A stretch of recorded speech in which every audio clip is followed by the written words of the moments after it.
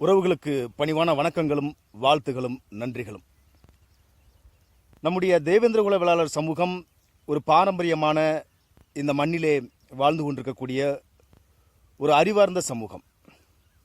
ஆனால் யார் ஒருவரையும் எந்த ஒரு தத்துவத்தையும் ஒரு முன்முடிவோடு அணுகுவது என்பது நமக்கு இருக்கக்கூடிய ஒரு மிகப்பெரிய ஒரு தவறாக இருக்கிறது. அந்த வகையில் பட்டியல் வெளியேற்றம் என்கின்ற கோரிக்கையையும் நாம் ஒரு முன்முடிவோடு தான் அணுகிக் கொண்டிருக்கிறோம்.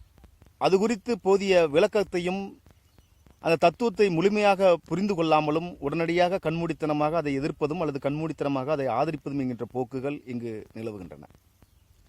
அன்பு உறவுகளே, நீங்கள் பட்டியல் வெளியேற்றத்தை விரும்புகிறீர்களோ அல்லது பட்டியல் வெளியேற்றத்தை எதிர்க்கிறீர்களோ அது இரண்டாவது பட்சம்.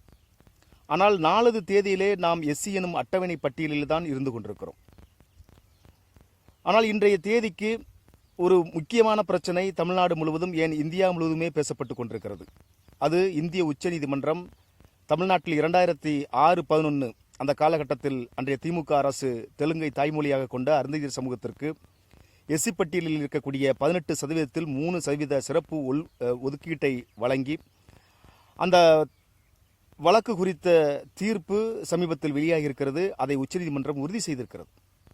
இதன் மூலமாக அந்த சமூகம், அருந்ததியர் சமூகம், உண்மையிலே இந்த சமூகத்தில் புறக்கணிக்கப்பட்ட ஒரு தாழ்நிலையில் இருக்கக்கூடிய சமூகம் என்பதை நாம் ஏற்றுக்கொள்கிறோம். அவர்களுக்கு 3% அல்ல 6% கூட வழங்கப்பட்டிருக்க வேண்டும். ஆனால் அது பொதுப்பிரிவில் வழங்கப்பட்டிருக்க வேண்டும் என்று கூறுகிறோம்.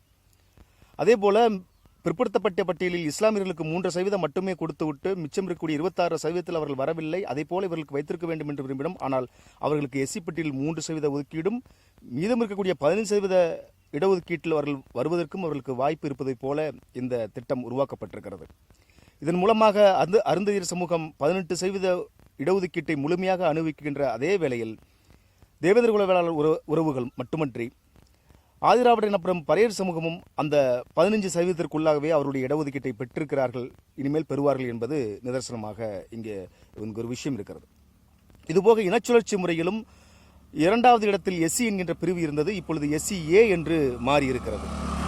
எனவே எஸ்சி பிரிவில் நாம் செல்ல வேண்டும் என்று சொன்னால் அரசியல் 6வது பணியிடத்தில்தான் செல்ல வேண்டும். இந்த இனச்சுழற்சி முறை குறித்தும் நாம் பேச வேண்டும். எனவே உலகெங்கும் இருக்கக்கூடிய தேவேந்திர குல வேளாளர் உறவுகள், இன்றைக்கு நாம் பேச வேண்டிய ஒரு விஷயம் அருந்ததியர் உள் ஒதுக்கீடு. அதை நாங்கள் சிறப்பு ஒதுக்கீடு என்று சொல்கிறோம். அந்த சிறப்பு ஒதுக்கீடு குறித்தும் அதனால் இந்த சமூகத்திற்கு ஏற்படக்கூடிய பாதிப்பு குறித்தும் இந்த இலையில் நம்முடைய சமூகம் எண்ணிக்கை குறித்தும் ஒரு கற்பிதம் போயிட்டு இருக்கு. இது குறித்தும் நாம் விரிவாக பேச வேண்டிய ஒரு கட்டாயத்தில் இருக்கிறோம். எனவே அனைத்து உறவுகளும் இது குறித்து சற்று விளக்கமாக நாம் விரிவாக பேசுவோம் என்று பணிவோடு உங்களை அழைக்கிறேன். வாருங்கள்.